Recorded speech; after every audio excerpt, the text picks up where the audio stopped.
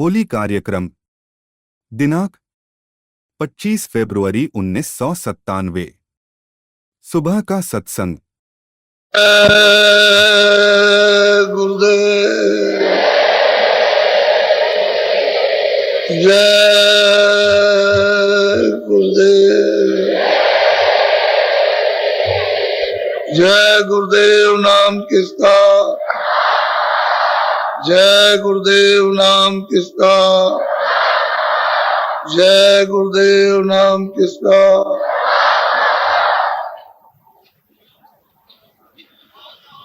सतगुरु सतनाम तुमको लागो प्रणाम।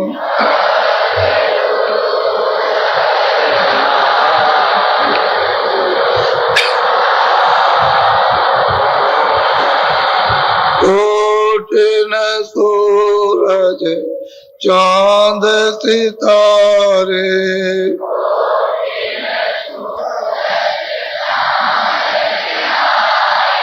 रोम रोम में करे उजारे,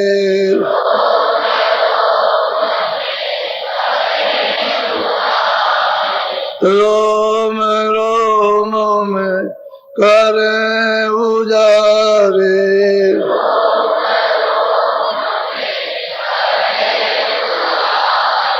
सतपुरुष करतार तुमको लागो प्रणाम।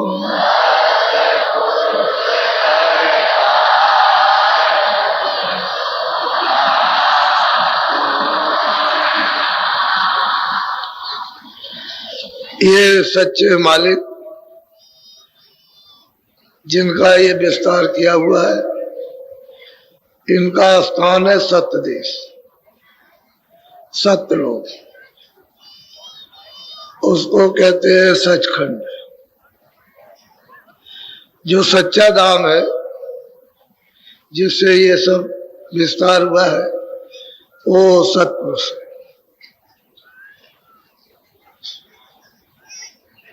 उन्होंने ये सब पहले से ही निश्चित है मंडलों की, ब्रह्मांडों की रचना कर दी। ये सब उन्हीं की रचना की हुई है, क्योंकि ये सब मसाला वहीं से आया।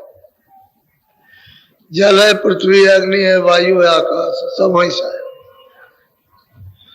इसके बाद में लिंग शरीर है 17 तत्वों का, 10 इंद्रिया, चतुस्संताकरण, मन, बुद्धि, चित्त, अहंकार, रजोगुण, तमोगुण, सतोगुण।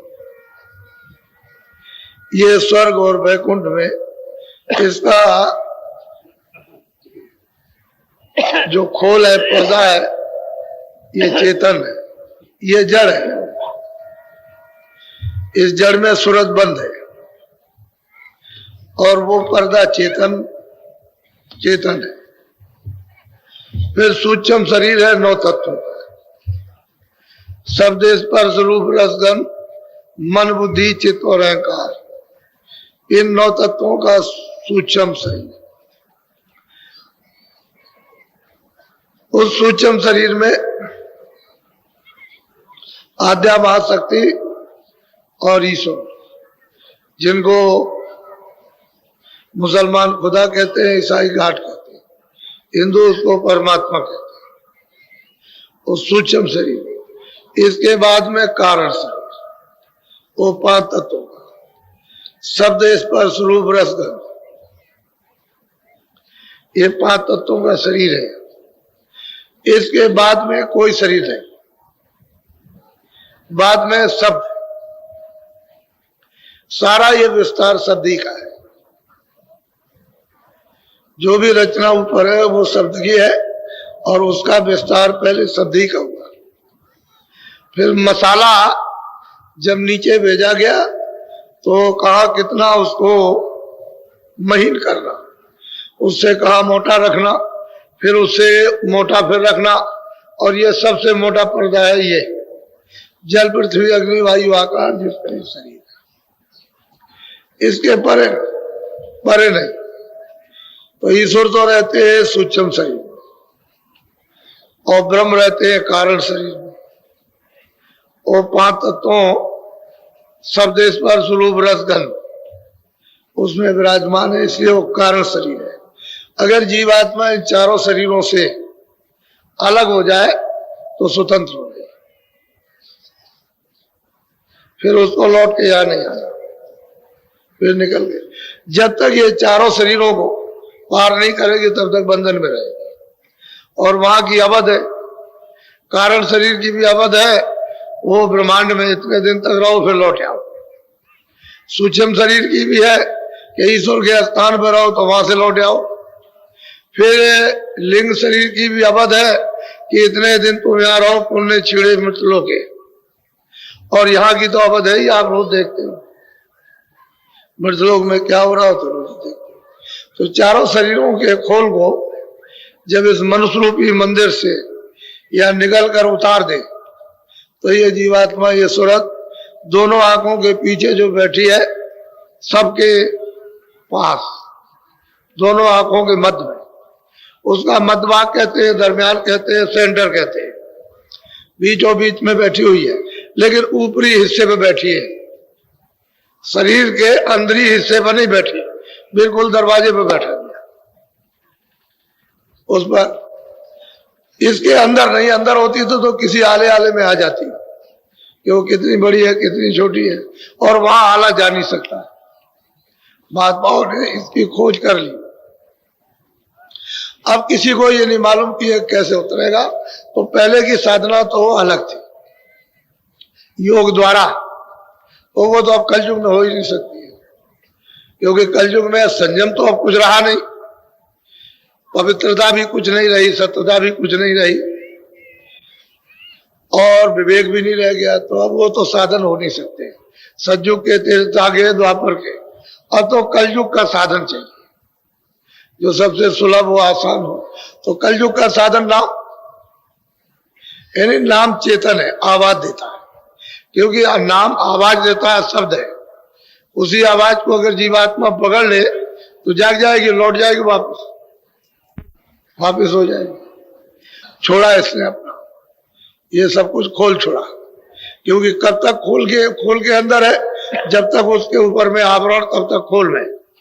और जैसे ही आवरण दूर हुआ, बाहर खड़ी हुई प्रकाश में, क्योंकि उधर अंधेरा तो है नहीं। बाद में ऊपर में स्वर्ग वैकुंठ में लिंग शरीर, उसको भी उतार दोगे, उसके ऊपर स्वर्ग वैकुंठ के ऊपर में उसको भी, मतलब यह है कि इसी से उतारोगे, इसी ये साधन का इसी से उतरेंगे।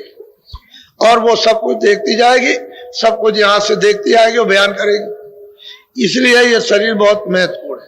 अब ये शरीर ना हो तो लिखा नहीं जा सकता। चाहे जमीन पे लिखो, चाहे पत्थर पे लिखो, या कागज पे लिखो, ये शरीर रहेगा तभी आपको समाचार, वहां का हाल, वहां का दृश्य है, उन लोगों का, वहां का आनंद, वहां की शक्ति, वहां का ज्ञान, वहां का प्रेम, वहां का अमृत, तभी आप लिख सकते हो। वैसे नहीं, वैसे अगर वो खड़ा हो जाए तो आप सब लोग कहोगे भूत आ गया, ऐसे कहोगे भूत। तो ऐसे नहीं, जिस शरीर में तुम बंद हो उसी शरीर में वो मिल जाए तो काम बन जाए। वैसे वो कुछ नहीं कर सकता, वो कुछ भी नहीं करेगा। वो तो जो वहां से यहाँ आते हैं महात्मा, वही काम करते हैं, वो तो कुछ करते नहीं, वो तो अलग थलग है। इसलिए आप ऐसे मुकाम पर, ऐसे स्थान पर मनुष्य रूपी मंदिर में बैठे हो कि तुम जल्दी से जल्दी जीवात्मा को निकाल सकते हो, वापिस कर सकते हो, अपने घर में पहुंचा सकते हो, लेकिन उसके लिए मदद, सहायता चाहिए। इस तरह से जीवात्मा अब इसमें बंद हो गई है उस रास्ता में। अब यह है कि गोस्वामी जी महाराज, जिनका नाम तुलसीदास जी था, वो यही पारसी में, इलाहाबाद से ज्यादा दूर नहीं है, राजापुर, वो तो यही था, वहीं के रहने वाले। तो सब लोग, कोई कहता है कि पूरब में रहते थे, कोई कहता है पश्चिम में रहते थे, कोई कुछ कहता है। तमाम तरह तरह की विडंबना होती है। कोई महात्माओं को ज्यादा वक्त तो नहीं हुआ, उस समय तो अकबर बादशाह था, मुसलमानी शासन था उस समय पर इनका जन्म था।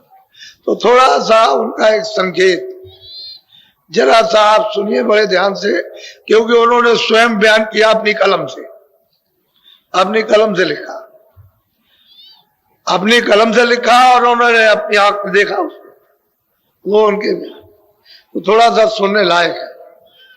क्योंकि ये हम पहले सुनाना चाहते थे जब पूर्णिमा पर अवसर पर आए, लेकिन बरसात और बाढ़ आने के कारण ये मतलब ये कि रह गया।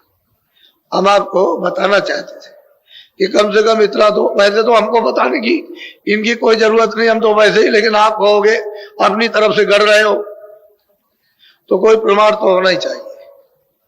क्योंकि शहादत बगैर हुए काम कैसे चले, किसी की शहादत तो लेनी पड़ती है। तो जब ईश्वर को प्राप्त करना है तो लोग कहेंगे ऐसे कैसे, ईश्वर है ही नहीं, तो फिर शहादत ली जाती है, प्रमाण लिया जाता है कि देखो महात्माओं ने भी प्राप्त किया, उन्होंने भी किया।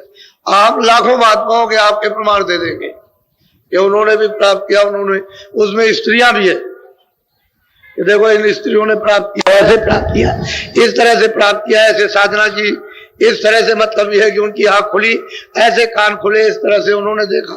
तो एक दो नहीं, तो महात्मा अपने अपने चिन्हों को छोड़कर चले जाते हैं और वो अमिट होते हैं।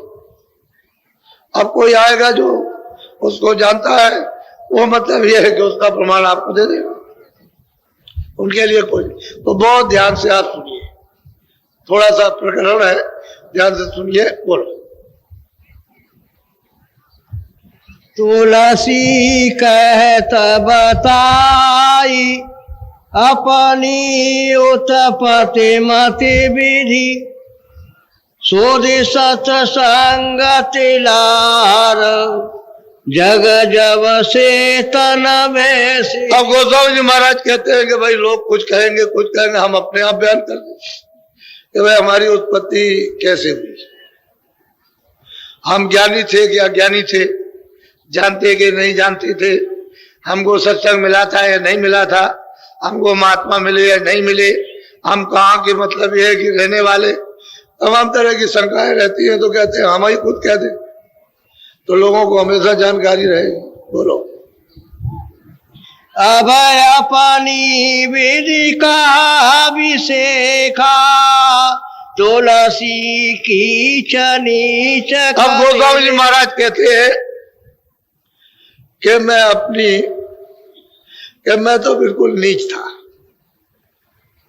कीचड़ में सना हुआ था, विवेक था नहीं, ज्ञान था नहीं, प्रेम था नहीं, हम कुछ नहीं समझते थे, कुछ जानते ही नहीं थे। अब वो अपनी बात कह रहे हैं कि देखो मैं कुछ नहीं जानता था, बिल्कुल शून्य सान था, हमको क्या मालूम परमात्मा क्या है, ईश्वर क्या है, आत्मा क्या है, हम कुछ नहीं जानते। वो अपनी बात आपको अपनी बता रहे। बोलो। मैं अति अधमय चेत बूझा, संत चरण का चुमो। और गोस्वामी जी महाराज कहते हैं उस बचपन काल में मैं अधम था, अचेत था, मुझे होश ही नहीं था कि मैं मनुष्य शरीर में क्यों आया हूं, कुछ नहीं था। अधम से अधम और अचेत और नीच, कोई भी इतना जरूर कभी कभी इच्छा होती थी कि संत मिल जाए, उनके चरण मिल जाए। ये कभी कभी उनमें अंदर अंदर उद्वेग उठा करता था, कभी कभी आता था कि कोई संत मिल जाए, उनके चरणों में लग जाए। ये एक निशानी थी उनको उधर जाने की। लेकिन कहते हम तो कुछ थे नहीं, अधम से भी अधम थे। बोलो। मैं तो अचेत चेत चित नाई, संत चिताई की न अपना।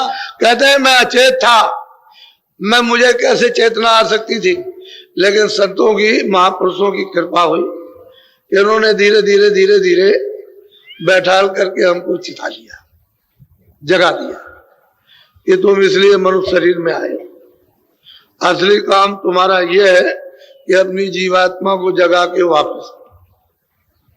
तो धीरे धीरे उनकी कृपा, उनकी दया से पास बैठाल कर और धीरे धीरे दया करते करते और उन्होंने चिता लिया, चेतना आ गई।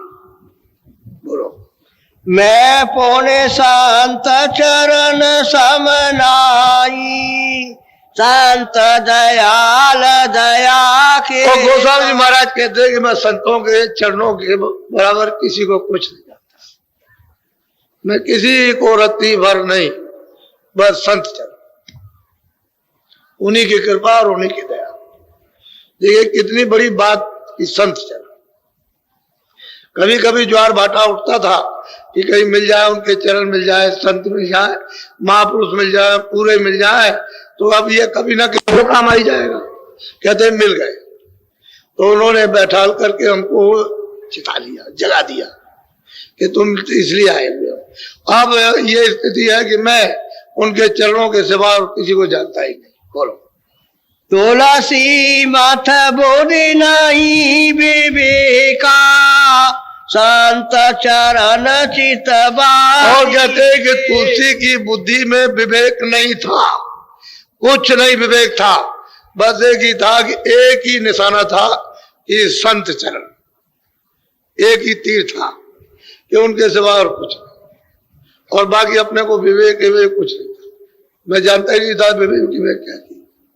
ये उनका निशाना हो गया कि इनके सिवाय और कुछ नहीं। बोलो। मैं अब अपनी आदि बताओ, अपनी बिठायादि गति। अब उन्होंने यहाँ पर ये पूरा पूरा निश्चय आपको करा दिया कि बिना संतों के, उनकी कृपा के नहीं। कहते हैं एक लक्ष्य निशाना संत चरण का, मैं उसके बराबर और कुछ नहीं जानता, मैं अच्छा न बुरा, मुझे कुछ नहीं, न विवेक न अविवेक, मैं अब कुछ जानता ही नहीं, बस मुझे तो एक ही निशाना मिला, संत चरण की बांधी टेका। कहते हैं बस निशाना बांध लिया, इसके सिवाय और कुछ है नहीं। ये अब वो कहते हैं कि भाई मेरी उत्पत्ति कैसे हुई, अपनी आप कहानी वर्णन कर रहे हैं, बता रहे हैं कि जिससे लोग उसको सुन लेंगे, समझ लेंगे तो जान जाएंगे। बोलो। जग व्यवहार जगत जगराही, तनय उपजा विधि कहो। कहते हैं भाई जैसे जगत की उत्पत्ति का जो सबका सिलसिला है कि बच्चे बच्चियां कैसे पैदा होते हैं, तो कि मैं कोई ऊपर से थोड़ी गिर गया हूं कि मैं ऊपर से गिर करके आ गया। जैसे जगत का व्यवहार उत्पत्ति होने का, उसी तरह से कहते हैं कि मैं आपको बता रहा हूं। बोलो। राजापुर जमुना के तीरा, जहाँ तुलसी का भया। कहते हैं कि राजापुर ग्राम है इसी जमुना के किनारे, यही आपके पश्चिम की तरफ में इलाहाबाद, कोई ज्यादा दूर नहीं है, बरवारी से सड़क जाती है राजेपुर के लिए। तो कहते हैं वहां मेरा किनारे पर घर था। तो जिस तरह से बच्चे बच्चियां पैदा सबके यहाँ होते हैं, उसे है वैसे ही, यानी ये शरीर मेरा पैदा हुआ राजापुर गांव में जमुना जी के तीर बिल्कुल किनारे पर है। बोलो। विधि बुंदेल खंड वही देशा, चित्रकूट बीच दस को। अब कहते हैं गोस्वामी जी महाराज खुद कि वो विख्यात बुंदेलखंड और चित्रकूट और राजापुर का कितना 10 कोस का 20 मील का अंतर है। तो यही बता दें, कोई सोचा कि भाई कहीं और जगह के रहने वाले होंगे, तो उन्होंने गांव का अपना परिचय इस तरह बताया कि इधर उधर नहीं हो सकता है, चित्रकूट से राजापुर 10 कोस है, 20 मील की दूरी पर। कहते हैं तुलसी का ये शरीर जिस तरह से जगत की उत्पत्ति होती है, वैसे उसका ये शरीर उपजा पैदा हुआ। बोलो। संवत 15 से नावासी, भादो सुदी मंगल कहते हैं भादो सुदी मंगल एकादशी और 15 से 89। कहते हैं उस दिन मेरा ये जन्म हुआ, ये शरीर यानी मां के गर्भ से बाहर है।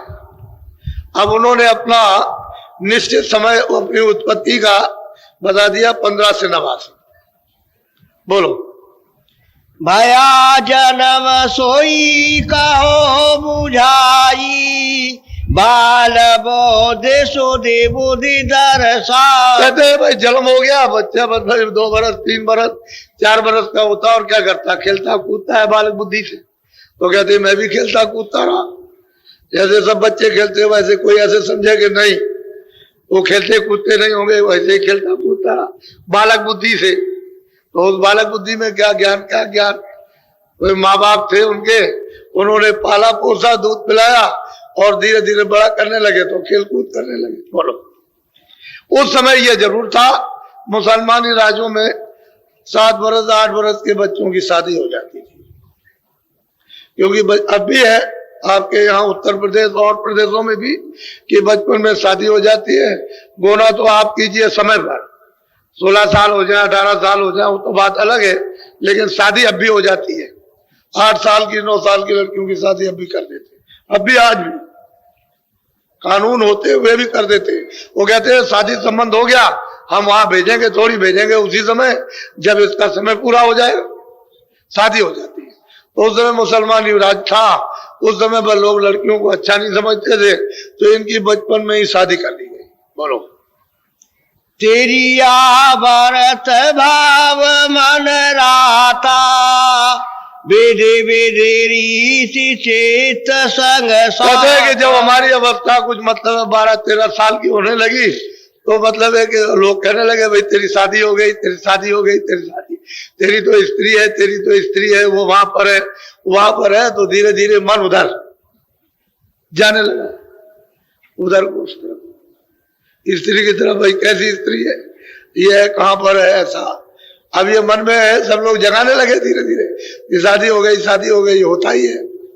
जब लोग होश आया तो लोग बताने लगे, बोलो, ज्ञानहीन रस रंग संग माता, कान कुबुझ बावन। अब गोस्वामी जी महाराज कहते हैं मैं ज्ञान का हीन था, मुझ में कोई ज्ञान किसी के प्रकार का नहीं था।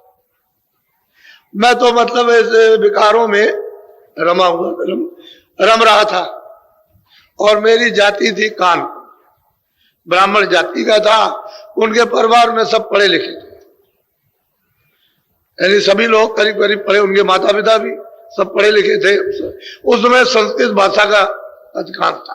बोलो, जगत भाव ऊंचा सब भाते, कुल अभिमान मान मद। वो कहते हैं कि जगत भाव, यानी एक तो ब्राह्मण थे कानकुल, और फिर यह है कि सब तरह से संपन्न थे, और मतलब ये उनको उनकी प्रतिष्ठा थी, मान सम्मान था सब तरह का। तो जब बड़ी ऊंची जात के होते हैं तो बड़ा घमंड होता है, अभिमान बहुत होता है। तो कहते हैं बड़ा अभिमान, बड़ा घमंड, ऊंची जात के लोग अपनी मान मर्यादा भी अपनी करते थे, घमंड बहुत था।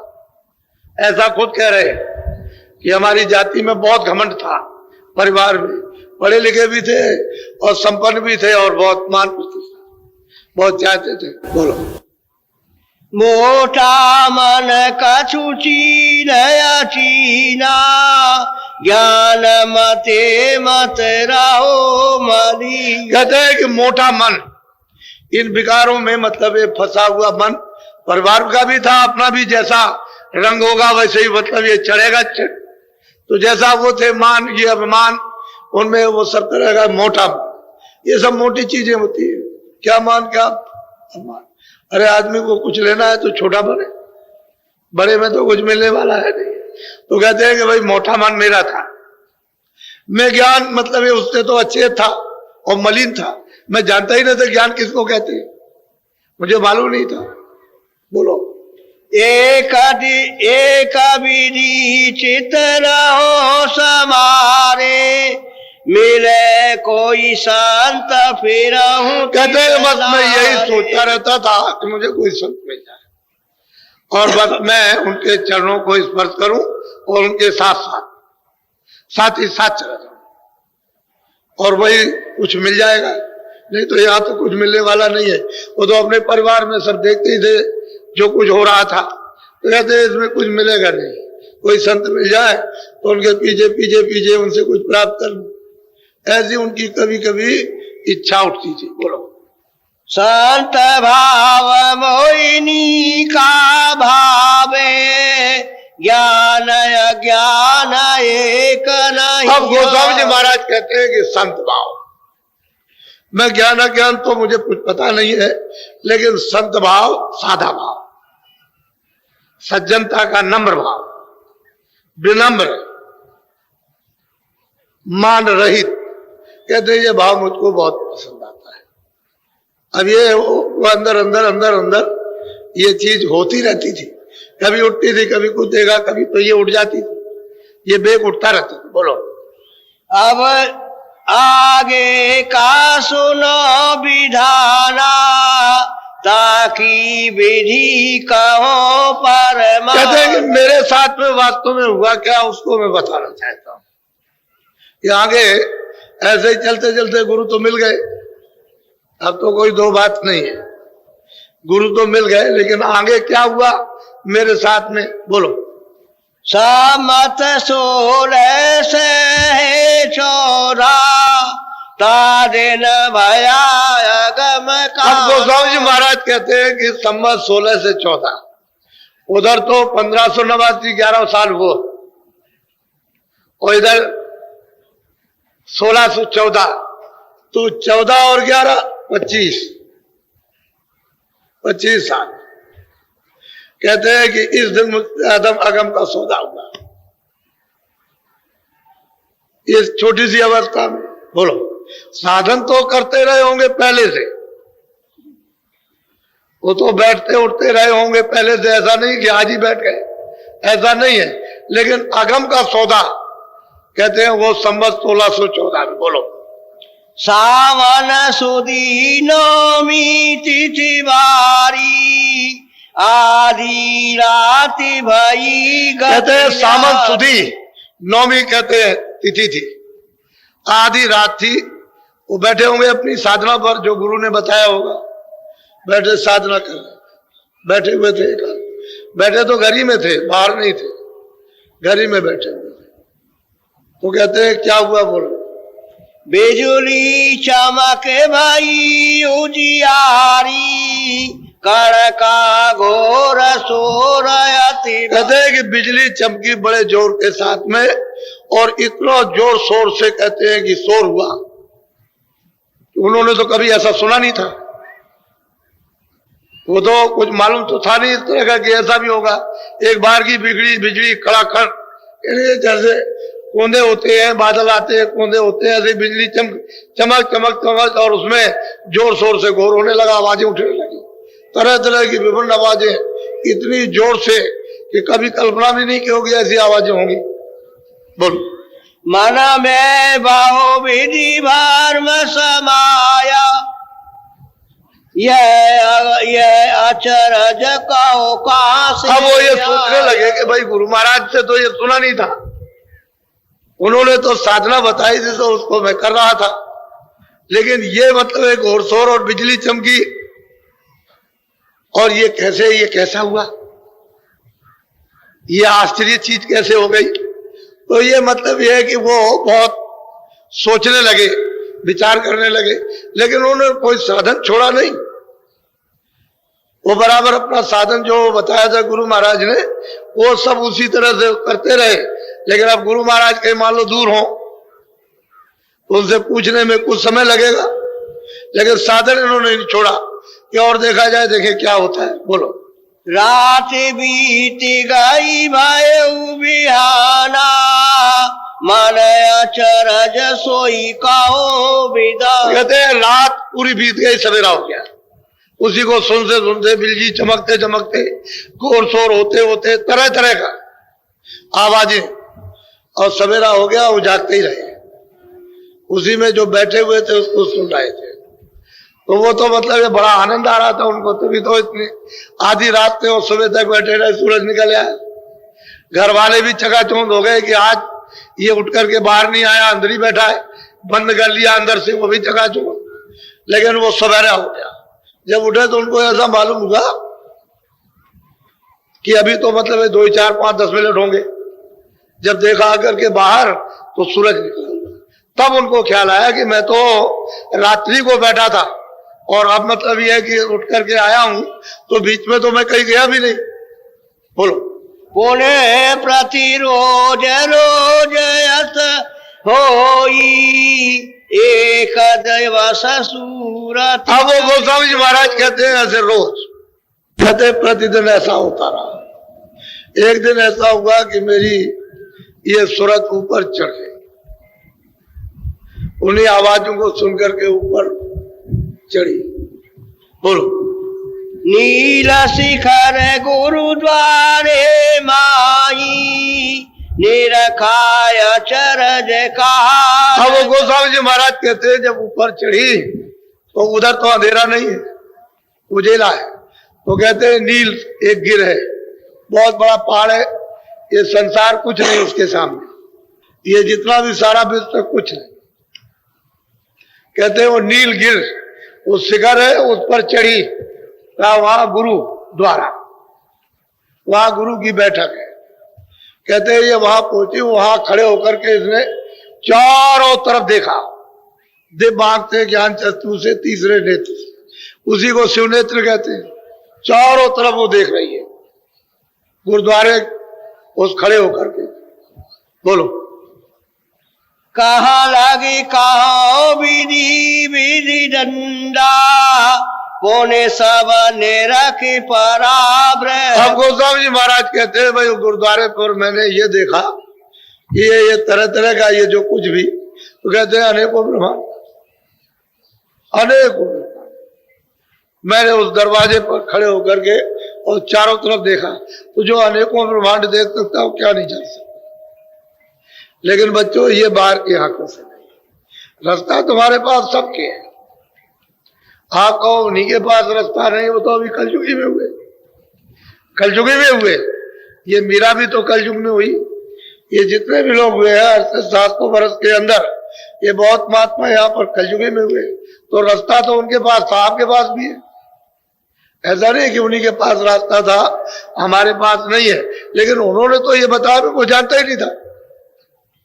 ज्ञान अज्ञान कुछ नहीं जानता था, अच्छा बुरा कुछ नहीं जानता था, ईश्वर को आत्मा को कुछ नहीं, लेकिन बस ये था कि कोई मिल जाए, कोई महापुरुष मिल जाए। कहते हैं संत स्वभाव, संत आचरण और संत बोल मुझे बहुत प्रिय अच्छा भाता। तो अब उनको महात्मा जब मिल गए तो उन्होंने रास्ता दे दिया कि अच्छा चलो ये रास्ता है, चलो उसको बैठ के करो, करो। तो करने लगे। अब कहते हैं प्रतिदिन, रोज रोज प्रतिदिन हुई, यानी जब जब बैठता था तभी तब होता था। ऐसे ही धीरे धीरे करते करते एक दिन हमारी सूरत चढ़ गई और गुरुद्वारे शिखर पर उस नीलगिर पर्वत पर पहुंच करके खड़े होकर देखती है सारा का सारा। कहते हैं तो एक दो लोग, एक दो अनगिनती लोग उसको खड़े होकर देखती है। गोस्वामी जी महाराज कहते हैं कि हमने देखा, वो तो कहते हैं हमने देखा। साफ साफ बोलो। गंगा जमुना और तीर बेनी कमल माही सती गुरु। अब वो कहते हैं वहां हमने क्या देखा, गंगा जमुना तमाम बह रही। किसके चरणों में? कल सदगुरु के चरणों। वो गुरु है नीलगिर पर्वत पर, उन चरणों में कितनी कितनी लंबी चौड़ी गंगा जमुना, जैसे सारा संसार उसका एक पार्ट, इससे भी बड़ा वहां बह रहा है, निर्मल धारा। वहां बालू का एक, मिट्टी का कहीं भी एक जर्रा और एक कण भी नजर नहीं आता। इस तरह की हमने उसको देखा और उसमें स्नान किया। वो खुद अपने को वर्णन कर रहे हैं कि हमने उसमें देखा। नीलगिर पर्वत पर जाकर गुरुद्वारे पर उस शिखर पर चढ़ के, और जब ये सब देखा तो हमने देखा कि भाई ये तो सब इनके चरणों में सब बह रहा। बोलो। पदम प्रयाग अगम पूर्वासा सत्य गुरु कंज सुरति पद। कहते हैं पदम प्रयाग, चरणों में प्रयाग। कौन यहाँ स्नान करने के लिए आ सकता है? जिसको कंज गुरु मिल जाए, जिसकी आंख खुली हो, तीसरी आंख दिव्य नेत्र ज्ञान चक्षु, अगर उसको वो कंज गुरु मिल गए तब तो यहाँ आकर के स्नान करेगा पदम प्रयाग, बाकी कोई स्नान नहीं कर सकता। इसलिए तो किसी ने पता ही नहीं है, माघ मकर कर जब हुई तीर्थ पथो आओ सब कोई, जब उधर जाएगा तो कोई भी हो, उसमें किसी जात पात का, अनपढ़ और पढ़े लिखे का काम नहीं, जो भी इस गति पर आ जाए वो वहां स्नान कर सकता है। और अगर आप नहीं जाओगे उधर तो बच्चा, वो तो जाने का रास्ता आगमपुर का, अपने घर में जाने का रास्ता, बगैर वहां स्नान किए हुए कोई पार नहीं उतरता। मैंने आपको ये बताया कि भाई जो ब्रह्मांड में है उसकी छाया है, वो वहां सत्य है और यहाँ छाया है, बस इतना ही फर्क है। ये जितना भी है, सूरज है, चांद है, सितारे हैं, ये सब छाया है। ये असली सूरज और चांद नहीं है, ये उसकी छाया प्रतिबिंब है। असली तो जब आंख खुलेगी तभी आपको देखने को मिलेगा। जब तक आंख नहीं खुलती है, तीसरी आंख, ज्ञान चक्षु, दिव्य नेत्र, शिव नेत्र, तब तक उधर कोई नहीं देख सकता। ये तो छाया है। उधर देखने से पता चलता है कि ये सारा ब्रह्मांड किस तरह से घूम रहा, यानी किस तरह से ये चक्कर लगा रहा है, इस तरह से, यानी इसकी रफ्तार कितनी है, ये उधर से पता चलता है, इधर कुछ नहीं मालूम। सब का सब ऐसे घूम रहा है, इस तरह से। बोलो। तीन लोक भीतर सब देखा। गोस्वामी जी महाराज कहते हैं कि तीनों लोक मैंने देखा। ये मृतलोक जो कुछ भी है, इसको ये कहते हैं मृतलोक, दूसरा अन्यलोक, यानी स्वर्ग वैकुंठ, तीसरा ब्रह्मांड लोक। कहते हैं कि मैंने इसको देखा। और जो ईश्वर विराजमान है, जो सहदल कमल में, जिनका नाम मतलब यह है कि महात्माओं ने बताया, कहते मैंने उनको देखा। तीन लोक, यानी जिसका ये तीनों लोक शासन चल रहा है, उसको मैंने देखा अपनी आंख से। और रामायण में भी कहा है कि मोह विलोक राम मुस्काई, कहते हैं मैंने उनको देखा। मुझे देख करके वो हंस पड़े और रास्ता दे दिया। मैं जब रास्ता दे दिया तो मैं उस पार चला गया, उसके उस पार। तो उधर और कुछ भी है, तभी तो कुछ देखेंगे, उस पार नहीं होगा तो क्या देखेंगे। तो कहते हैं तीन लोक मैंने दिव्य नेत्र ज्ञान चक्षु के द्वारा अंदर देखे। अंदर का मतलब है उस तरफ, उस आंख से, उसका मतलब अंदर, यानी घट कहते हैं अंदर, जो दिव्य लोक, उसको मैंने देखा। बोलो। जो ब्रह्मांड भरा जग माई, सो देखा सब घट में। कहते सब मैंने अपना अंदर जाकर, ऊपर उस शिखर पर चढ़ करके, गुरुद्वारे पर खड़े होकर के सब मैंने अपनी आंखों से देखा, तीनों लोगों को। तो जो तीन लोग देख लेगा वो तो अंतर्यामी हो ही गया, वो तो हो ही जाता अंतर्यामी। किसी को क्या पता अंतर्यामी कैसे बनते। सबके नगर में आ जाए कि भाई ये चार खाने क्या है, 84 लक्ष्मी क्या है, नरक क्या चीज है, किस तरह से लाए ले जाए जाते, कैसे इनका हिसाब होता है, कहाँ इनका हिसाब लिखा हुआ, कौन ले जाता, कौन हिसाब करता, कौन भेजता है, ये सब गोस्वामी जी महाराज कहते हैं मैंने देखा। वो ये नहीं कहते कि मैंने नहीं देखा, वो तो बिल्कुल साफ स्पष्ट कह रहे हैं। बोलो। नित नित शैल सुरति संग लेखा, निरखाय गम निगम यश से। अब गोस्वामी जी महाराज कहते हैं कि मैंने ईश्वर को भी देखा और ब्रह्म को भी देखा।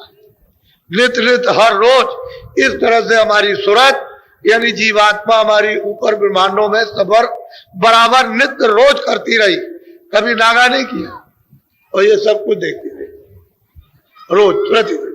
ये नहीं कि ऐसे आओ और जाओ और फिर वहां रोक टोक क्या, एक दफे चले जाओ फिर आओ जाओ फिर रोक टोक कुछ नहीं, क्योंकि यहां से वहां तक सब रास्ता आपका साफ हो गया।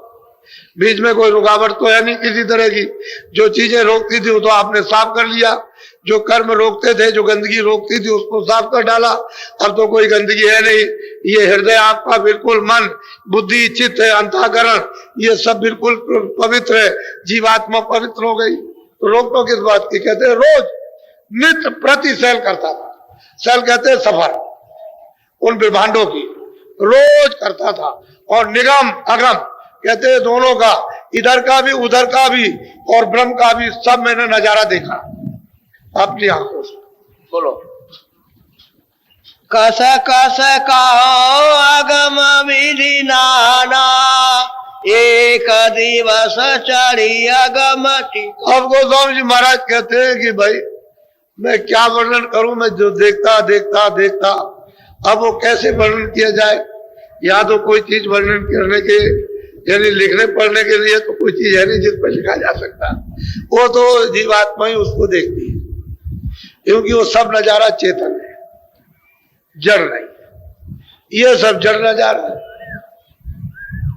वो चेतन यहाँ जब जड़ चेतन नहीं है यहाँ, तो उसका यहाँ कैसे लिखा जा सकता। तो कहते हैं मैं उसको कैसे बयान करूं, जिव्या तो उसको बयान कर नहीं सकती है। महात्माओं ने उसका इशारा किया बस। ये जो कुछ भी किताबों में लिखा है ये सब एक संकेत है और कुछ नहीं। वो तो उसी वहां देखने का तो वही काम है, यहाँ क्या देखें। तो जीव धीरे धीरे धीरे धीरे जब महात्माओं के पास चले जाते हैं और धीरे धीरे धीरे धीरे जब उनको वो चीज मिलने लगती है, उनकी कृपा दया होने लगती है और आपको भूख और प्यास लगती है, तो सब बन जाता है, सब संजोग सही बैठ जाएगा सीधा। फिर उसी तरह से तुम बिल्कुल साफ सुथरे हो जाओगे। तो कहते हैं कि एक दिन ऐसा हुआ कि मेरी सूरत कहते हैं जीवात्मा हुआ, उसने मतलब है कि और ऊपर ब्रह्मांडों की पार ब्रह्मांडों की सफर की, सैल की। बोलो। वह की शैल चोज कछुबारी अंड खंड ब्रह्मांड। अब गोस्वामी जी महाराज कहते हैं कि जब मैं उधर गया पार ब्रह्मांड में, तो वहां की चौज मौज आनंद, वहां का सुख, वहां का दृश्य सुंदरता, वहां का अमृत, वहां का शब्द, वहां का नाम, उसको क्या वर्णन करूं। कहते हैं कि पिंड अंड ब्रह्मांड इन सबसे परे यहाँ तो कुछ नहीं है जो मैंने उधर देखा। अद्भुत चोज वहां तो ये मालूम होता है कि बेशुमार ईश्वर, यानी कोई गिन नहीं सकता हुआ। यह दृश्य देखने को वहां मिलता है। एक एक वृक्ष यानी करोड़ों करोड़ों योजन का ऊंचा, आप कभी यह अनुमान भी नहीं कभी कर सकते हैं कि ऐसा है। करोड़ों करोड़ योजन का इतना, और ऐसा जितना सारा संसार एक एक वृक्ष इतना लंबा चौड़ा, यह तो कुछ नहीं है। ऐसे ऐसे वृक्ष, और वो किस तरह से उसका दृश्य है, वो यहाँ तो कोई चीज है नहीं जो आपको कुछ ये बता दिया जाए। हाँ ये जरूर है कि जैसे कोई झालर बनाता है उसमें तरह तरह के बल्ब लगा देता है, ऐसे ही अब ये चीजें वो क्या है, वो सारी रूहों का, जीवात्माओं का, सब सुरतों का खेल है, चेतन नहीं चेतन है। तो कहते वहां की चौज मौत यानी मतलब यह है कि अत्यंत भारी, जो कहने में नहीं आ सकती। बोलो। अस अस देखाय गम तमाशा चौथा पद सतलोक अब गोस्वामी जी महाराज कहते हैं देखते देखते देखते देखते और वो चौथे पद में चौथे लोक में पहुंच गए। कहते हैं वो चौथा सतलोक निवासा, वो तो वहां रहते हैं, वो सतलोक में सच्चे रहते हैं, उन्हीं से ये सब कुछ हुआ। अब ये किसी को पता ही नहीं है, रामायण में लिखा है वो नहीं समझते हो, और कुछ कहा उसको नहीं समझते हो, और महात्मा है उसको नहीं समझते, और खोज करो सब कुछ मिल जाए। तो इन्होंने तो 25 साल के अंतर्गत प्राप्त कर लिया पूरा, आदि से अंत तक 25 साल में उन्होंने प्राप्त कर। बोलो। वे सत सते गुरु भेटे जाई सूरते सत नाम रही। कहते वो सत है, सत्य है। कहते सतगुरु से भेटे, वो उनका नाम है सतनाम, वो इन्हीं से सब कुछ हुआ। ये सारा का सारा ये विस्तार से भी नहीं किया हुआ। कहते हैं कि अभी तो और कुछ है, उसको भी जरा सुन लीजिए। बोलो। तीन लोक से चौथा न्यारा तहा भाई सूरत सत्य गुरु पा। तीन लोग ये है कि ये पिंड लोक, और फिर मतलब ये है कि ब्रह्मांड लोक, और पार ब्रह्मांड उसके परे चौथा पद है, और वो तरह सागर है। उसकी एक बूंद आई हुई है, उसका ये सब तो खेल तमाशा है। सागर में से एक बूंद आई है, उसकी ये रचना है, और वो तो सागर है। कहते हैं कि वहां हमारी सूरत वहां पहुंच गई, वो सतगुरु बैठे, वो सच्चे। बोलो। नेता नेता सैल कोई दिन कीना, चौथा पद जा सतगुरु ली। कहते हैं कि नित्य प्रति ये सैल सूरत रोज करती रही, आती रही, जाती रही, आती रही, जाती रही। वो सतलोक में चौथे पद में वो सच्चे साहब, उनका नाम सतनाम। रामायण में भी लिखा है सतनाम, सीधा सीधा लिखा। कोई ऐसी चीज नहीं है कि उन्होंने कोई छुपाया हो, लेकिन अब आपको मालूम नहीं। कहते हैं हमारी सूरत ऊपर चढ़ गई और वहां उसने जाकर के और कुछ देखा। बोलो। पिंड ब्रह्मांड से दो से न्यारी, उतरे चढ़े चढ़े नित कहते हैं कि हमारी सूरत पिंड ब्रह्मांड और पार ब्रह्मांड से अलग है। सूरत आती और जाती और आती जाती इसी मनुष्य शरीर से। ये दोनों आंखों से चढ़ गई, उतर आई, चली गई, फिर वापस आ गई, चली गई, वापस आ गई। अब भी जाने आने वाले, चले जाते वापस आ जाते, चले जाते वापस आ जाते। कहते हैं कि सूरत ऊपर गई, वापस आ गई। पहले जब आए थे आप, उस समय पर क्या था? उस समय तो पाप पुण्य था नहीं, तो दोनों आंखों के बीचों बीच बैठा दिया। तो गर्भ में जब 5वां महीना लगा तो सूरत को यहाँ बैठाया, आंख खुली थी, कान खुले थे, माँ के गर्भ में ही तुम सुनते थे और देखते थे। वहां तो कोई आंख और कान और नाक बंद नहीं थी। जैसे ही बच्चा बाहर आया तो सतयुग जोगी सब विज्ञानी, कर हर ध्यान करे भव प्राणी, सब जोगी विज्ञानी और सब परम पद के अधिकारी। रोज आते थे, रोज जाते थे, रोज 100 बार जाओ, 100 बार आओ। आप ईश्वर से भी मिलो, ब्रह्म से भी मिलो, पार ब्रह्म से भी मिलो, और अपने देश में, अपने लोक में पहुंच जाओ, और रोज आओ, रोज आओ। कोई चौकी पहरा किसी की रोक टोक नहीं, कि कोई सिपाही खड़ा रोकने के लिए, कोई पाप नहीं, कोई पुण्य नहीं, अच्छा नहीं, बुरा नहीं। उस समय तो कुछ नहीं था, सब जाते थे। 1 लाख बरस की उम्र थी उस समय। जैसे ही पूरा हुआ समय वापस चले गए। लेकिन अब यह है कि कैसे फंसाए गए, कहते हैं कि सच्चा धाम है, वो पार है। लेकिन उन्होंने जो मतलब यह कि लोग बनाए, वो तो एक रचना यहीं से हुई है, ऊपर से रचना नहीं। रचना तो यहीं से होगी। यदि सबके कर्ता धर्ता यही है, जो सतपुरुष है, इन्होंने ही सब कुछ किया, इन्हीं से हुआ। वहां उधर कोई बंधन नहीं है, स्वतंत्र है सब। कोई भी उधर पहुंच जाएगी, तुरंत तो ऊपर जा सकती है। इसलिए उधर उसकी कोई जरूरत नहीं हो, तो जो जाएगा ऊपर चला जाएगा। वो तो मतलब वहां कोई रोक टोक तो है नहीं।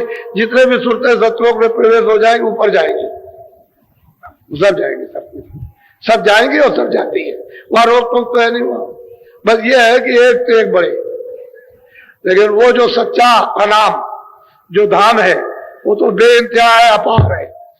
उसका न किसी ने वर्णन कर पाया, न कोई वर्णन कर सकेगा। बोलो। तुलसी प्रीति सूरत की लागी, रात दिवस सोवे। गोस्वामी जी महाराज कहते हैं, भाई सूरत की प्रीत प्रेम प्यार उससे लग गया, न रात को नींद है न दिन। अब वो सोती होती नहीं है, जाके सोने होने का काम तो खत्म हो गया। बोलो। कहाँ लगी बयान कहो गति गाई, तुलसी मोह से कहा। अब गोस्वामी जी महाराज कहते हैं, अगर मैं सब कुछ वर्णन करने लगूं तो मैं कैसे उसको लिखूं, कैसे गाऊं, कैसे लोगों को बताऊं, क्योंकि वहां की चित्र यहाँ कुछ है ही नहीं, अंश रूप में भी, तो कैसे लोग समझेंगे। बोलो। जो सब विधि में कहो सुनाई, तो जग कागज मिले। अगर मैं वहां का सारा समाचार लिखने लगूं तो यहाँ जगत में स्याही और कागज है ही नहीं। यार स्याही कागज मतलब यह है कि समुद्र की स्याही बना लीजिए बनराओं के, ये बन के पत्तों को आप कल में बना लो और पूरा कागज कर दो पृथ्वी को, तब भी कहते नहीं लिखा जाता। ये हमने वहां देखा, कहने और लिखने के यहाँ नहीं। जगत में नहीं लिखा जा सकता। बोलो। ये विधि देखा सकल विधाना, अब कहूँ सुनो और कहते ये तो मैंने सब अपनी 25 साल की अवस्था में ये हमने सब कुछ पूरा आदि से और अंत से आज तक हमने देख लिया, जान लिया। बोलो। कंज गुरु ने राह बताई, देह गुरु से। अब गोस्वामी जी महाराज कहते हैं कि भाई हमको रास्ता किसने दिया? कंज गुरु, जो उस दरवाजे पर पहुंच करके ये सब कुछ देख रहा, प्राप्त कर रहा, उस गुरु ने हमको रास्ता दिया है। देह गुरु से कुछ नहीं, ये हार मास से गुरु से कुछ नहीं बना। देखो साफ उन्होंने कहा, इसलिए तो उन्होंने कहा कि अंधा गुरु बहरा चाहिए, उससे काम होने वाला नहीं है। कहते कंज गुरु, उसने ये रास्ता दिया है और उससे दे गुरु से कुछ नहीं बन सकता। बोलो। अब आगे विधि सुनो विधाना, ताकि विधि कहो। अब गोस्वामी जी महाराज कहते हैं भाई आगे क्या हुआ, जरा मैं उसके बारे में भी बता दूं थोड़ा सा, ताकि लोगों का संदेह चला जाएगा। बोलो। ऐसे कई दिन बीत सिराने, राजा पूरी जगत सब कहते हैं कि ऐसे रहते रहते बहुत समय बीत गया, तो राजापुरी में सब लोग जाने लगे। अब सब लोग जाने लगे, सबके सब। बोलो। लोग दरस को नित नित आवे, दरस भाव सबको उपजा। अब कहते हैं लोग धीरे धीरे वो जान गए और जान करके सब आने लगे दर्शन करने के लिए। भाई दर्शन दे दे, दर्शन कर ले, दर्शन कर ले, दर्शन। और दर्शनों क्या उनका प्रेम बढ़ने लगा सबका। बोलो। नर नारी सब आवे झारी, दर्शन करे सिफारस। सारे के सारे आसपास के गांव के और राजापुर के जितने भी नर नारी बच्चे बच्चियां सब झाड़ कर, यानी कोई घर में बच्चा नहीं था, सब दर्शन करने जाते थे और तरह तरह की सिफारिश करते थे कि हमारा ये कर दीजिए, हमारा ये ठीक कर दीजिए, हमारा ये ठीक कर दीजिए, आप कुछ कह दीजिए, आप कुछ कह दीजिए। अब ये बड़ा मजमा लगा उनके पास आने जाने का। बोलो। हृदय अहीर काशी का बासी, रहे राजापुर नौका। अब गोस्वामी महाराज कहते हैं कि हृदय अहीर काशी का रहने वाला, नाम उसका अहीर था, जात का अहीर था, नाम हृदय था। वो यह राजापुर में नौकरी करता था। जब ये चारों तरफ से सब लोग चले नर नारी दर्शन करने के लिए, तो उसी में शोर को सुना कि भाई सब दर्शन करने जा रहे हैं, तो चलो हम भी चले। तो वो भी सबके साथ आया और दर्शन किया, तो सब तो दर्शन करके लौट जाए, वो कभी कभी वही रह जाए, कभी दिन में, कभी रात को, कभी सुबह, कभी शाम, कभी ये सेवा कर दे, कभी वो सेवा, कभी पानी ले आए, कभी कुछ ले आए, कभी झाड़ू लगा दे, कभी कुछ करे। तो धीरे धीरे उसका प्रेम बढ़ गया। बोलो। वो ही प्रतिदिन दर्शन को आवे, प्रीति बड़ी हित कान। अब गोस्वामी जी महाराज कहते हैं उन्हीं के साथ वो भी दर्शन करने आने लगा। प्रतिदिन रोज दर्शन करने आए, चला जाए, धीरे धीरे उसका प्रेम मुझसे बढ़ गया। अब उसकी बात बता रहे कि मुझसे उसका प्रेम मुझसे हो गया। बोलो। रात दिवस दिन दिन रहे पासा, तुलसी बिना और नहीं। अब वो हृदय जो था वो रात और दिन पास रह जाए, और बस वो इन्हीं को एक चित्त है, इन्हीं को मानने लगा, दूसरा और किस नहीं। अब उसका इतना प्रेम हो गया कि इनको छोड़ नहीं सकता, ऐसा हो गया। और इतना मतलब यह है कि उसका लगाव हो गया कि अंदर बाहर। तो इन्होंने उसको वही राजापुर ही में उसको बता दिया कि ले तू भी कर ले, वही राजापुर, वो भी भजन कर। एक दिवस भाई ऐसी रीति, काशी गए बहुत दिन। इसको ठीक करो कि इसने प्रार्थना की कि मैं बहुत दिन से काशी गया नहीं हूं, तो आप आज्ञा दे दीजिए मैं जरा काशी चला जाऊं। तो इन्होंने कहा अच्छा तुम काशी चले जाओ। तो ये काशी चला गया। वैसे सही सच्ची बात तो यह है कि इसने यही साधन अपना पूरा संपन्न कर लिया और ये भी पहुंच गया।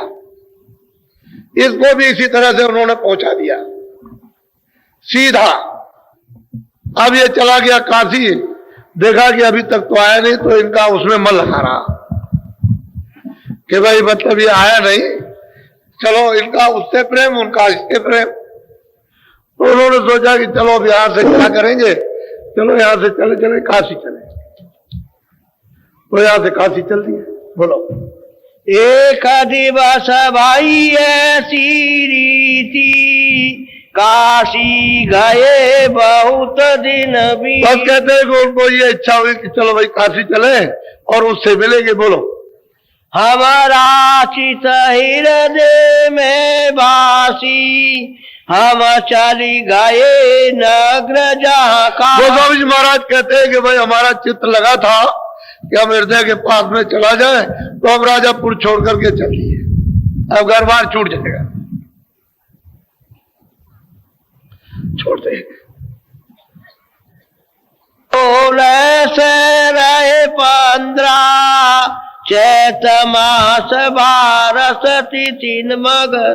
कहते हैं चैत का महीना था, संवत 16 से 15 में राजापुर छोड़कर काशी चले गए 26 साल की अवस्था में। वैसे 25 में 1-2 दिन 4 दिन ज्यादा हो जाए तो कुछ फर्क पड़ता नहीं है, लेकिन 25 साल की अवस्था में ये काशी निकल गए। बोलो। पहुंचे काशी नगर मझाई, हृदय सुनत दौड़। जब ये काशी जी पहुंचे तो इन्होंने किसी से सूचना भेजी होगी जहां वो रहते थे, तो जैसे ही सुना से दौड़ के आए और आकर के इनके चरणों को स्पर्श किया और इनको फिर ले गए। बोलो। आए चरण लीन पर शादी, विधि विधि रहन कुटी की। बदले फिर उसको ये था कि तो इनको यही रखेंगे काशी में, हृदय ने विधि विधान के साथ में कुटी तैयार कर। जब कुटी बन गई तो इनसे प्रार्थना किया कि आप यहाँ रहिए। बोलो। कोठी बनाई की नया स्थाना, काशी में हम रहे। अब गोस्वामी जी महाराज कहते हैं कि इस तरह से जब कुटी तैयार हो गई तो मतलब यह फिर मैंने रहने का विचार कर लिया, तो हमारे काशी में रहने लगी। यानी 25 साल की अवस्था में उन्होंने राजा छोड़ दिया और काशी पहुंच गए। ये उनकी अवस्था थी। इसी के अंतर्गत उन्होंने आदि से अंत तक उसको प्राप्त कर लिया, कोई चीज भी किसी तरह की जरा भी नहीं छोड़ी। तो जवानी के ज्योति में सब कुछ होता है, हम लोग इसको जानते नहीं। महात्मा क्या देते आए, क्या देते हैं, क्या दे रहे हैं, इसको हमको कुछ पता नहीं। हम तो मतलब है संसारी है। बोलो। गंगा निकट कुटी जाकीना, हृदय नित आवे। बस कहते हैं गंगा के पास ही में, यानी वरुण नदी थी, कोई ज्यादा दूर नहीं है, वहां कुटी बना दी, मैं वहां रहने लगा। हृदय हमारे पास में नित्य प्रति हर रोज सुबह शाम आता रहा, सेवा करता रहा, मैं वहां रहता रहा। बस वहीं से बहुत लोग मिलेंगे इनको, बड़े बड़े विद्वान मिलेंगे, काशी में पंडित मिलेंगे, मुसलमान मिलेंगे, जैनी मिलेंगे, तमाम पंथ वाले मिलेंगे। और कितने लोगों को इन्होंने पार किया ये तो आपको मालूम है नहीं, ये तो विवरण आपने कभी सुना ही नहीं कि। और कि जिन लोगों को पार किया उन्होंने जिस जिस तरह से साधना की और इनको आकर के सुनाया, वो भी आपने कभी नहीं सुना, जानते ही नहीं हो। इन्होंने छोटी सी अवस्था में कितने लोगों को पार कर दिया, अपने सामने पहुंचा दिया। सही और सच्ची बात तो यह है कि महापुरुषों को कोई पहचानता ही नहीं, जानता ही नहीं। लेकिन काशी में जब इनको तकलीफ दी गई, अगर वो बिल्कुल सुनेंगे तो आप रोएंगे। बहुत तकलीफ हुई। छोटी मोटी महात्माओं को तकलीफ नहीं होती है, लेकिन वो सब तकलीफों को झेल लेते हैं। ये मनुष्य शरीर आपको सबको धार्मिक किताबों में बताया गया, इसको साकारी रखना, साकारी सुधार करना। अनाज है, सब्जी है, फल है, दूध है, घी है, अच्छा से अच्छा आप सेवन करो, असुधार मत करो। तो जब सुधार करोगे तो मनुष्य का इसमें खून रहेगा कि वो 5 तत्वों का ढांचा है। और जितने भी झाटे हैं, किसी में 4 तत्व है, किसी में 3 तत्व है, किसी में 2 तत्व है और किसी में 1 तत्व है। इसमें 5 तत्व समान है। इसमें 1 तत्व की कमी हो जाएगी, तुरंत आदमी पागल हो जाएगा, ठीक नहीं हो सकता। इसलिए 5 तत्व आपको मिले तो 5 तत्व वाले शरीर का खून अलग है।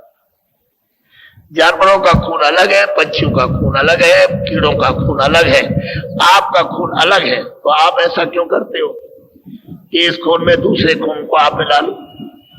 इसमें चलो अंडा भी चले चलो, इसमें चलो मुर्गा भी चलो, इसमें बकरा भी चलो, इसमें गाय भी चलो, इसमें ये भी चलो, इसमें ये भी भर लिया, इसमें ये भी भर लिया, इसमें बतख भी भर ली, फिर आपने खरगोश भी भर लिया, भेड़िया भी भर लिया आपने, इसमें गधा भी डाल लिया और कुत्ता भी डाल लिया। तो इसका जो मनुष्य का जो खून है वो अब क्या है? 100% में से ज्यादा 8-9%। बाकी खून है किसी जानवर का, किसी पंछी का, या किसी मतलब ये कीड़ों का, इसमें खून है। अब इसमें तरह तरह के रोग हो गए। तो दवा तो दी जाती है आपको मनुष्य समझकर, मनुष्य के खून की, लेकिन इसमें खून किसका ज्यादा है? पशु पंछियों का, कीड़ों का। तो दवा जो है असर नहीं करती है। अब ये डॉक्टर ये कहने लगे भाई हम क्या करें, दवाई नहीं काम करती, दवा है ही नहीं इसकी, ये रोग ऐसा फैल गया। तो रोग तो आपने बुला लिया, आपको तो मनुष्य का खून रखना चाहिए था। तो आपने जानवर है, पशु है, पंछी है, ये आपने खून को इसमें रख लिया। अब ये बड़ी मुश्किल की बात तो ये हो गई कि अगर कड़ी दवा दे दें और मनुष्य का खून जितना भी वो 7-8%, 9% है, वो अगर खत्म हो जाए, फट से रिएक्शन हो जाएगा, तो डॉक्टर बदनाम हो जाएगा। चलो इसने ऐसा मार दिया, उसने हल्ला गुल्ला बचेगा, तो उसका कोर्ट कचहरी में मुकदमा चलेगा। कोई वो क्या करे, वो भी बड़ा परेशान, तो सीधा कह देता भाई हमारे पास दवा नहीं है। एक मोटी तो आप तो मनुष्य हो, आपको तो बुद्धि दी गई है, तो आप साकारी रहो। इसीलिए तो वो देखो गंगा देवी, तो वहां जाओ, स्नान करो, और स्नान करके वहां नहाते वक्त डुबकी वक्त में मारो और डुबकी कहो कि बस अब हमने जो कुछ भी किया वो तो किया, लेकिन हम आज से साकारी रहेंगे, साकारी रहेंगे बराबर। वो देखो गंगा देवी जी है, वहां देखो, उधर से स्नान करना, फिर उसको देखना आकर के कि मतलब गंगा देवी है, वो उसको देख लो अच्छी तरह से। तो आप उसी के समक्ष ही प्रार्थना कर दो, हमारे समझ मत करो कि हम आप प्रतिज्ञा करते हैं कि अब आप शेष जीवन जो हमारा बचेगा उसमें हम साकारी रहेंगे। तो आप अपने मनुष्य खून को तो वापस लौटा लो, उस खून को तो किसी तरह से जला के बाहर करो, तब तो तुम कुछ कर सकते हो। नहीं तो तुम्हारा ये खून तो अशुद्ध हो गया, मन शुद्ध हो गया, बुद्धि अशुद्ध हो गई, चित्त अशुद्ध हो गया, अंतःकरण अशुद्ध हो गया, जीवात्मा अशुद्ध हो गई, हाथ पैर सब अशुद्ध हो गए, तुम्हारा ये रग रग अशुद्ध हो गया। तो बताओ कल्याण कैसे होगा? कौन कल्याण करेगा? अभी तो सोचना चाहिए आप थोड़ा बहुत कि बाहर से भी अगर मानो बातों की नैतिकता की बात को सुनो तो वो भी तो आपके समझ में आ जाए। तो इतनी बीमारियां फैल गई, अब कहते हो महाराज दया कर दो, दुआ दे दो, आशीर्वाद दे दो। एक बीमारी मैं जब देखता हूं किस तरह की बीमारी कि मैं कह नहीं सकता, मुझे कहने में शर्म आती है। इस तरह की बीमारियां तुमने फैला ली है और ये सब शरीर तुमने रोगी बना लिया है। अब मतलब ये तुम रोते चिल्लाते हो, लेकिन इसका कोई उपचार ऐसे नहीं है। उपचार यही है कि बस तुम अब जो कुछ किया सो किया, उसके लिए तो मैं कुछ नहीं कहता। मैं तो ये नहीं कहता हूं कि मतलब ये मैं तुमसे घृणा कर रहा हूं, तो मतलब इतना ही कहो कि भाई मैं तो अब साकारी रहूंगा, बस इतने पर। देखिए 2 ही चीजें तो है, एक तो बीड़ी तंबाकू सिगरेट ये पियो खाओ, लेकिन ऐसा कोई नशा मत करो जिससे बुद्धि पागल हो जाए। दो ही चीजें तो है, बुद्धि पागल हो जाएगी तो घर में बहू बेटी माँ को अड़ोस पड़ोस में किसी को नहीं पहचान सकते हो, तो तुम इतना तो कम से कम यहाँ आकर के गंगा स्थल पर, यानी जब गंगा स्नान करो त्रिवेणी संगम पर, तो ये तो कम से कम प्रतिज्ञा करो। अगर तुम समझते हो मेरे देवता है, उसके सामने प्रतिज्ञा करो। और ये समझते हो कि ठीक है अगर आपने कह दिया तो हम आपकी बात, तो बहुत अच्छी बात, वो तो और भी अच्छी बात है। कुछ ना कुछ करो तब तो आपका मानसिक फल मिले, अभी मिलेगा। लेकिन आप नहीं करते हो तो कैसे काम करेंगे ये बताओ। वो तो आपको सजा देगा, छोड़ नहीं सकता किसी तरह से। तो इसलिए आप लोग बहुत सचेत होकर के, शाम को नामदान दूंगा मैं आपको, सीधा रास्ता सरल होगा। और आपको क्या करना, आप तो ये कहोगे हमारे जितने भी बुरे काम हैं इनको दक्षिणा में ले लीजिए, आप हमको अच्छी चीज दे दीजिए। आप वो करोगे अपनी बुराई दक्षिणा में दो, चलो वही दे दो बुराई को। अच्छा कि हमारी बुराई ले लो, हम स्नान करते हैं, तो कम से कम तुम्हारा शरीर तो शुद्ध होगा। और महात्माओं को अगर दक्षिणा में दे दो तो तुम्हारी आत्मा शुद्ध हो जाए। अरे बुराई तो दक्षिणा में मांगते हैं, और क्या मांगते हैं कि बुराई दो। तो बुराई को जब दोगे तो मतलब यह है कि आपका आपा सुपुर्द हो गया, फिर वो धो डालेगा आपको। तुम तो बुराई देते नहीं दक्षिणा में, कपड़ा तो तुम दे देते हो धोबी को कि लोगों को दाग पड़ गया तुम धो करके ले आना। वो तो जाएगा पहरेगा, अपना पहरेगा, घर में पहराएगा और कई हफ्ते के बाद आपको साफ करके देगा, लेकिन पहरेगा जरूर। तो आपने दे दिया। ये तरूपी जो कपड़ा है ये किसी को दे दो, थोड़ी इसकी धुलाई कर दी जाए, इसकी गंदगी छुड़ा दी जाए, तो उसको तो देने में भड़कते हो, उसके देने में भड़कते हो। मजा सजा, तुम कहते हो मजा मिलेगा, मजा क्या मिलेगा, सजा मिलेगी। मजा वजा कुछ नहीं, यह आनंद कुछ है नहीं सिवाय सजा। जितने तुम भोग भोगोगे उतने रोगी हो जाओगे, उतने रोगे चिल्लाओगे। तो कुछ ऐसा करो कि जो जो कहा जाए उस पर अमल करो, थोड़ा ही से तो अमल करना। कोई खाना छुड़ाना नहीं है, कपड़े छुड़ाना नहीं, खेती दुकान दफ्तर का काम बाल बच्चे छुड़ाना नहीं है। तुम अपने घर में रहो, सब कुछ है। बाहर तो आपको जंगल जाना नहीं, घर ही में रहकर तुम थोड़ा बहुत समय बचाकर 23 घंटे तो शरीर के लिए और 1 घंटा अपनी जीवात्मा के लिए, बस इतना ही तो काम करना। वो इसके लिए मेहनत करो, शरीर की रक्षा के लिए। जो सामान बटोर के ले आओ इसको दो, और 1 घंटे के अंदर यानी तुम जीवात्मा का धन जमा करो, तो जल्दी काम हो जाए। अब इन लोगों ने महापुरुषों के पास जाकर के दिन को रात को सेवा की, दिन को रात को उनसे प्रेम कर लिया। उनको तो मतलब यह कि थोड़े ही दिनों में और मतलब पार कर दिया, और तुम मतलब ऐसे ही रह गए, तुम्हारा कोई प्रेम ही नहीं। इसलिए ये महामानव कुंभ है, ये अद्भुत है। इस समय इसका पड़ा, इसका सुजोग अलग है, आपके पत्रे का अलग है, पत्रे का वो तो अलग चल रहा, आध्यात्मिक अलग है। ये भौतिक योग है, तो भौतिक योग अलग है, आध्यात्मिक योग अलग है। इसलिए सब गलत मत समझो, आप अपनी अपनी जगह के ये स्थूल जगत का योग है, वो आध्यात्मिक ईश्वरी दैविक जगत का योग है, तो आप उसको समझना चाहिए। कोई मैं ये बुरी बात थोड़ी कहता हूं, जितनी यहाँ की चीज है उतना यहाँ, उधर की चीज है उतनी उधर। अच्छा बोलो जय गुरुदेव। देखो बच्चे बच्चियों, ये हमारे बिजली विभाग, पानी विभाग, हमारे बड़े कर्मचारी अधिकारी सुरक्षा विभाग, आपके मतलब यह है कि डॉक्टरी विभाग, आप लोग इनको मदद करो, सहयोग दो, और ये नजीर पेश करके जाओ, ऐसी नजीर पेश करो कि ये जब तक जिंदा रहे तब तक आप के इस प्रेम को कभी भूले नहीं। ऐसी नजीर, ऐसी मिसाल, आप मतलब ये ऐसा चिन्ह यहां छोड़ करके यहां जाना। इसलिए किसी की व्यवस्था में कोई बाधा नहीं, तुम कष्ट उठा लो।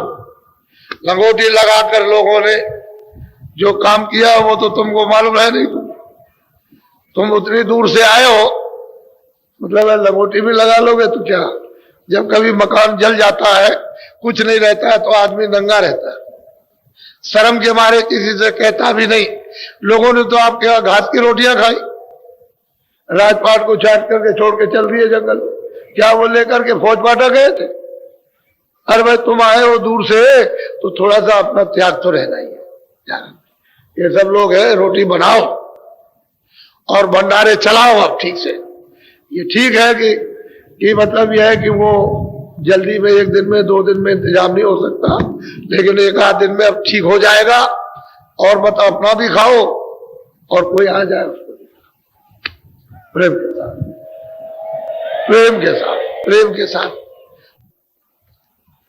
बोलो जय गुरुदेव, जय गुरुदेव, जय गुरुदेव नाम किसका, जय गुरुदेव नाम किसका, जय गुरुदेव नाम किसका।